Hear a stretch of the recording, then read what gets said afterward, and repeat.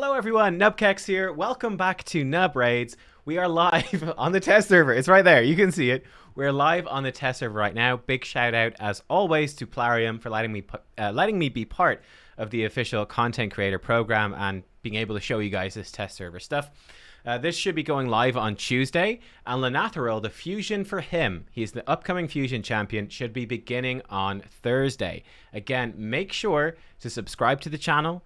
I always do a fusion guide on the day it goes live. When we get the calendar and we see how the event is going to break down, this is going to be quite a complicated one, guys. It's going to be quite complicated. We're going to need to collect up 4 epic champions from fragments and then fuse those champions into Lonatharil. Definitely the trickiest type of fusion, by far the hardest type.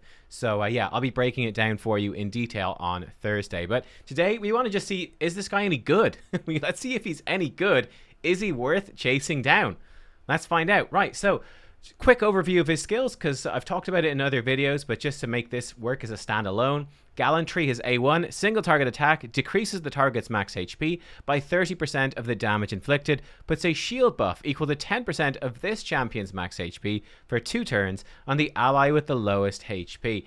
He does have really good base HP, 23,000 is very, very respectable. I have him in accessories. I'm going to talk about what we're going to do in a second. We're going to do a damage test. But yeah, seems pretty solid. 20% damage from books. Flicker Barrier, his A2, AoE attack, puts a shield buff on all allies for 3 turns, equal to 20% of this champion's max HP. Shield for 3 turns on a 3-turn cooldown. It's an AoE attack as well. Solid move, but there is more. If there are any dead allies, places a shield buff on all allies for 3 turns, equal to 30% of this champion's max HP instead. So a significantly larger shield. On top of that, this buff cannot be removed, stolen, transferred, spread, or have its duration increased or decreased by enemies or allies. Very excited to test this out today against the Scarab boss in Doom Tower. As we know, the Scarab boss counterattacks you when you've got no shield, but he also has an AoE attack that attempts to strip your buffs and steal them. So he can actually remove your shield that way, and it can be a real pain. We're going to see if we can make this work against that Scarab boss. Finest Hour, his A3, 4-turn cooldown when booked, puts a 30% increased crit damage buff on all allies for 2 turns, then teams up with all allies to attack a single enemy. He does 20% more damage against targets under shield, and he has a 35% ally HP in Doom Tower battles or at. Now, first thing we are going to do is we are going to give him a damage test, and let's compare him to pretty much the top HP based nuker in the game right now. Obviously, we've got some of the epics I'm going to be showing up here too. They're not going to be in today's video, but we will see them. So we got Magnar with his percussive pound. He's pretty much the best AoE HP based nuker in the game. I have him in a set of lethal right now, and we're going to compare him. He's got 83k HP. He's got 100% crit rate, 235% crit damage, so not too crazy, really.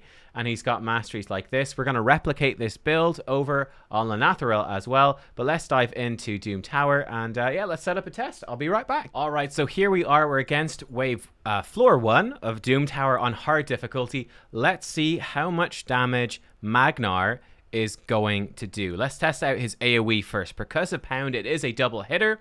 46k, then 41k right there. Not too bad. 46, 41.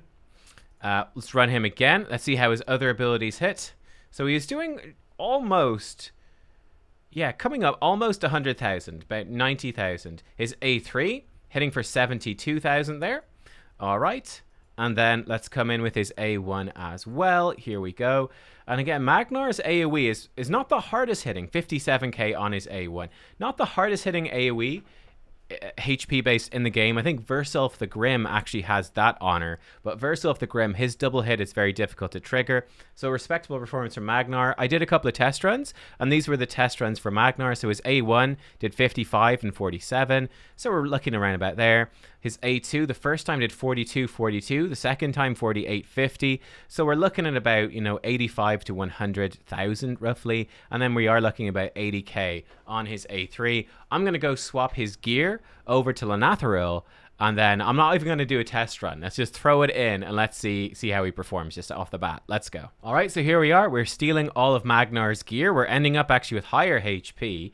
That's basically because Lonatharil is higher base HP.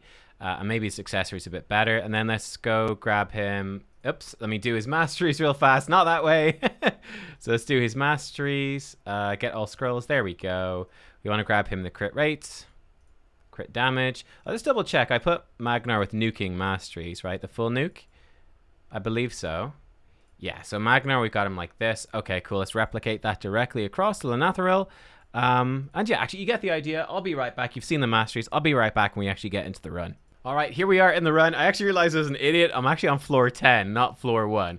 I went into floor 10. I was like, wait, these enemies aren't... Or floor 1, I was like, these aren't the enemies we were just fighting. But here we go. Lonatharil, he's switched over in the gear. Let's see how hard he's hitting. Again, bearing in mind, we were doing, 80 to 100k with the AoE from Magnar. I'm not expecting Lonatharil to hit as hard, but let's go. Flicker barrier. Here we go.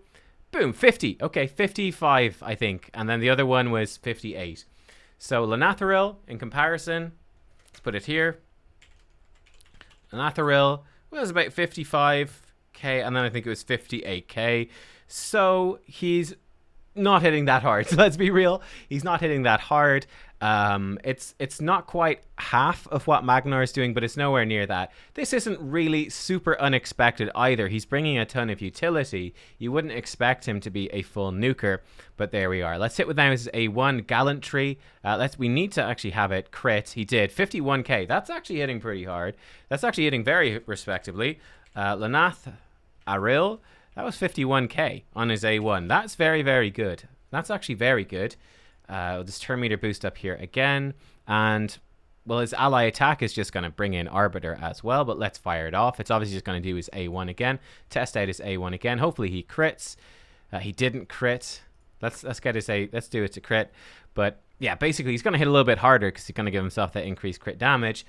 But his A3 should effectively outdamage Magnar's A3, really. Here we go. Boom, 54k right there. Yeah, so 54k was the second time. 54k buffed. Yeah, very respectable. Respectable A1 damage. But yeah, if you think about this, Magnar's A3 is hitting for about 80k. Lonatharil with his A3, he's going to be doing 54k. In fact, let's put the 54k down here. Lonatharil, he's going to be doing... Boom, boom. 54k just by himself. Just by himself, just with the A1 attack. He's going to be doing that much damage. But then he's also bringing in every other person on your team to attack as well. So the damage potential for this ally attack is actually, not only is it significantly higher for single target, he could also, if you bring in champions with AoE A1s, like, Mother Cybele, stuff like that. Geomancer is an AoE A1. You think about a Hydra team with AoE A1s, he could potentially do way more AoE damage with this ally attack than even Magnar is doing with his AoE nuke, which is pretty impressive. Now, obviously, for arena nuking, it's not there. Yeah, there we go. A lot of the value is coming from that ally attack. He does have a hard-hitting A1. He does good damage. I don't think we build him purely to nuke, though. I don't think so. I think we're going to build him more as a support, building more into this idea of, well, we're still going to build him with really high HP, but we're going to build him to, be putting out these big shields. He does a shield based off his HP here. We want him to take lots of turns, and I'll probably switch up his masteries too. I think he's going to be much better with War Master. So let me rebuild him in a way that I think he will probably be built as more of this supportive champion, and I will be right back. Be right back. All right, so here we are. This is what I'm expecting. This is my first thought when I go to build him. We're going to be throwing him into a Guardian set. So he's going to be helping our team stay alive. I think that's going to be very useful in Hydra. It's also going to heal him 10% every turn, which I think is pretty interesting. I've got it in an Immortal set as well for some bonus HP and an even extra little bit of healing. And the theory here is that I want to see if he can solo Scarab with just a Guardian set, just the healing from Guardian set and a little bit from Immortal instead of regen set. Because in Scarab, if he can solo it, that's great. And then this damage, his team should just die off and he'll solo it. That's the theory. Yeah, which is cool. And then it's going to be really useful in Hydra, where we don't actually want our team to die off. Obviously, for Scarab, we want the team to die, because then he can start placing this shield that cannot be removed or stolen. And yeah, you can see in terms of overall stats, I have him with really high HP, 88k. Easy enough with his high HP to do that. I have him actually really fast. I got unbelievably lucky And I did get a couple of max roll speed here and a max roll speed here, which is crazy, like 16 extra speed, just like that. I've really tried to crank his speed up high, and then he has got crit rate 100% here. I ignored resistant accuracy. He might be good, might be worth building him with the resistance, but I said, you know, just give me the crit rate, give me the speed, give me the HP. I just want those 3 stats. Let's go. And this is what we've ended up with. So again, the Guardian set, you can see the actual individual pieces. This one has got some speed, crit damage, and resist, some HP. This one's really good. Triple rate and speed, triple roll speed, some crit rate, 5-star piece. We got really insane piece right here with 3 rolls in speed. This is what's making him so fast. We've got crit rate gloves then with lots of speed. We have HP percentage chest with speed. We've got speed boots with HP percent. And then we've got a HP ring with HP percent. We have crit damage, neck. I figure why not get some damage out. And then a HP banner with a little bit of speed and some HP percent. With his masteries, we've gone like this. So we've gone down the offense tree, just doing more crit rate, crit damage, more damage while he's full health, more damage to targets at low HP. I did get him Wrath of the Slain to see. This should up his damage against that Scarab. More damage from his A1s. He's going to A1 a lot. And War Master. Then we've got him more max HP. We've got him 5% more shield value. I think this is going to be really worthwhile on him. Then we have him with more healing and shielding. 10% more if the ally's at 40% HP or less. Have him with some turn meter when his buffs expire. Cycle of Magic. Chance to cool down his moves a bit. Spirit Haste. More speed when people are dead. Really going to help with that solo. And then Lasting Gifts. Not that good on him, really. You could probably do something else. But I figure, hey, what the heck? Why not? It will help him keep up crit damage on the team a bit more, right? This is a 2-turn buff and a 4-turn cooldown, and we'll just extend that a little bit. So let's throw him in. Let's go into the hardest version here of Scarab, and let's see if he can solo this. I imagine it's going to take a while. Let's take these out. Let's put Lonatharil in, and let's just let it run like this. And you know what? I'm going to disappear, and we're going to speed this up. We'll definitely put it on 2x speed. And let's see how he does. He almost kills himself on the wave, actually, which is a bit scary, but he's going to pick himself back up. I'll stick with you for a minute here. So there goes his A1. Okay, we need these allies with him to die. Here we go. They should die off soon. This attack should kill them. Lonatharil's getting real beat up here. Oh, it's not enough, right? So we're going to need to send him in solo. He's going to get killed by his team there. We want the team to die off faster. So let me tweak the team. Yeah, let me tweak the team and I'll be right back. I think what we do, we just take out Vlad and we put in some other 1-star nothing. So let's try like this. Here we go. I think this should actually work fine. And he's got that HP aura as well. And that's not Vlad. All right, I'll be right back. All right, so we are to the boss. Now, unfortunately, nobody died right here. They are going to die right now. Let's see how we do. The shield has been ripped off. So Ethos should die pretty quick right here. Unfortunately, he's giving Ethos the shield. Right, Ethos is dead. Oh, no, he's going to get taken down again. He's taken down again. Right, it's going to need to be a full solo run, methinks. Let's try one more time. Okay, here we go. He actually got to the Scarab boss just purely on his own in just 1 minute. Here he goes. Oh, yeah, this is working great now. So every time he does his A1, he's shielding himself up. Now, he is taking a fair bit of damage. Will he be able to sustain through this? That decreased speed debuff is kind of nasty. He's definitely getting smacked around, but he is wearing the boss down. We'll see. One issue here, he's not getting to do his flicker barrier. He's just doing his A1 stuff. I think it's looking pretty good. I'm a little worried about his HP. This is a situation where definitely putting him in that regen set would up his survivability. Getting him with resistance so his speed can get decreased would help as well. Oof, yeah, he's getting beat up right now. I think that he's going to be able to solo it. In fact, he's going to be able to solo it pretty quickly. He just might need better gear. Of course, the key to him actually being able to solo this quickly is that he keeps depleting the shield with his destroy. He's actually picking himself back up here a bit. It's pretty good. He's picking himself back up. Barely. He's barely doing it. Yeah, I think resistance would be the key. And then you don't have this decreased speed. I don't know. Maybe he's going to do it. It's going to be close, but it's certainly doable. I'll let this run out. We'll see. I think there's a pretty good chance he's going to wipe here. I'm not going to lie.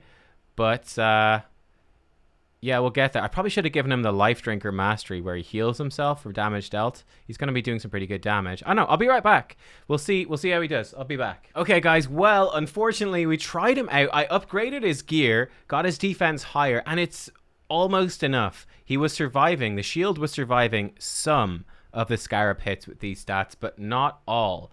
And that's a pretty big problem. Now, what I'm going to do, I'm going to switch him into my Euros gear. So Euros can solo Scarab. Now, the difference is he has 84k HP. He has 3.6k defense. And now Euros, his A1, also gives him a 10% max HP shield. It's the same thing that he's doing, right? It's the same thing that Lonatharil's doing, but Euros is able to solo it with this gear. I think it's probably that increased defense that's making the difference with my stats. So I'm going to switch up his gear, put him in the regen set for that extra bit of healing. Might make a difference. And yeah, I'm just going to steal the gear across. We'll run it one more time, just going full solo build. We'll forget about this double dipping Hydra and soloing Scarab easily. We'll forget about it. Let's just go. We want to solo Scarab. He's still going to be great for Hydra anyway. Just solo that Scarab boss, please. Let's go. So I'll be right back.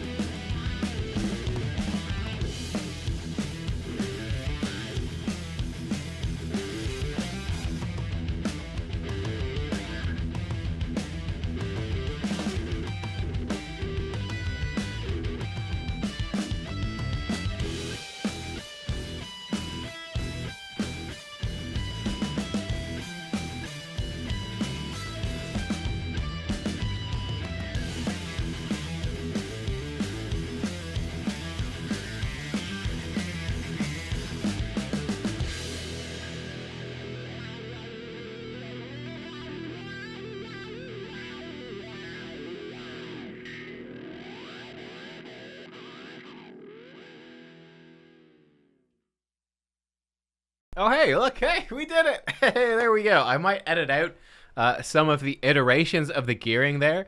11 minutes, 22 seconds, floor 100 of the Scarab King. Lonatharil, he's done it. He's done it. Okay, now, one thing I did notice, I'm going to run this again. I made myself a snack. I'm going to run it again, and obviously I'll just show you the results. One thing I noticed was that he was not using his A2. His AI was not doing his A2. It was doing his A3 and his A1, but not doing his A2, which is the big shield. That can't be removed. He doesn't do that by default. So that kind of sucked. But yeah, these were the stats we ended up running. I think it was kind of overkill, but basically I gave him lots of resistance so he wouldn't get decreased speed, he wouldn't get provoked, all that sort of stuff. 4K defense, 82k HP. This is a lot of stats. I'm sure you could probably get away with lower. Let me throw him in and actually have him using his... let me throw him in with his other build, or with his A2 turned on. So let me customize a team right here. And yeah, we'll see how that goes. So yeah, I'll be right back after this runs through. We'll see if he does it any faster. Where's the team? I don't know. I'll find it. Be right back. All right, there we go. Actually, way slower. That was kind of funky. That was a way slower run right there. I actually realized the issue with sending him in like this and forcing him with AI to use his A2. This is great, but it does not have the decrease target's max HP by 30% if damage inflicted effect. Which means that when he's soloing, it does make it safer because he gives himself this much bigger shield. He's much tankier, but it's way slower because it takes him much longer to knock down the shield. So there we go. On the whole, what do I think of him as a solo champion? He's okay. I mean, he can solo it. It's fine. The main issue I have, I might have stolen some gear off of Vergis. Oh, hang on. You go in there, Romantu. I've soloed this before with Vergis, who's just an epic champion in the High Elves. And obviously, it's a very specific epic champion. If you don't have him, you don't have him. But if you do have Vergis, Vergis can easily solo this too. Yeah, actually, this is my Vergis gear. So Vergis is in much worse gear. He needs far less HP to actually get away with this. He does need, again, you're aiming for about 350 plus resistance for this run. That's actually quite important. But yeah, you can see Vergis has far fewer stats required. He does need a destroy set as well, and these were his masteries, and Vergis could do it just fine. So yeah, I feel like Vergis gives you a budget solo option. This guy Lonatharil, he can definitely solo it, and he does good at that. And you could probably, there's probably ways to optimize this build. I'm sure someone else will figure it out. That's pretty much me done with the solo Lonatharil. Like, he's fine. I'm not going to use him. I've got Eurast and then I've got Tomb Lord, who are both way better at it than he is. But he can do it. I'm going to rebuild him now. Well, let's try him out with the team, right? Because he can shield his whole team with his irresistible shield. Let's see if we can make a team, and we can bring in more champions to smash through. Let's see if we can make that happen. Let's go. All right, guys, here we go. This is the team we're going to attempt. We're going to have Elhain is going to die off. I actually have Lonatharil now in a shield set to make sure we do have a shield at the start of the fight. We're going to lock out as well his A2 ability. Okay, good. We didn't die in the wave. That's good. That's good. We've got Vlad for some turn meter. We've got what's her face over here, Allure for some turn meter. We've ripped through the wave really quickly, but now this is the question. Will this work against the boss? We get the shield on, but because Elhain hadn't died, actually, she didn't die in the wave, so we haven't managed to make the shield unremovable. But the turn meter stuff is going okay. Okay, Vlad got resisted. And the boss is going to take a turn now, and we're going to get mega wrecked. And now he's going to kill everyone. I mean, here's the thing. You could probably just, I don't know. This seems really awkward as well to me. I think it would work in the sense that you could just build your standard shield always on team with lots of turn meter control. I feel like it's going to be kind of awkward to make...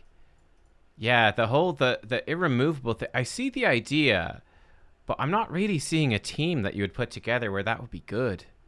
Seems kind of weird, where you'd have to have someone dead so that the shield can't be stolen. But then again, like, these champions are really squishy. I don't know. It just seems weird to me. It seems really weird. I feel like you just bring in a couple of Cold Hearts and Destroy set, maybe a couple of Allures, some champions that can just keep that turn meter always down.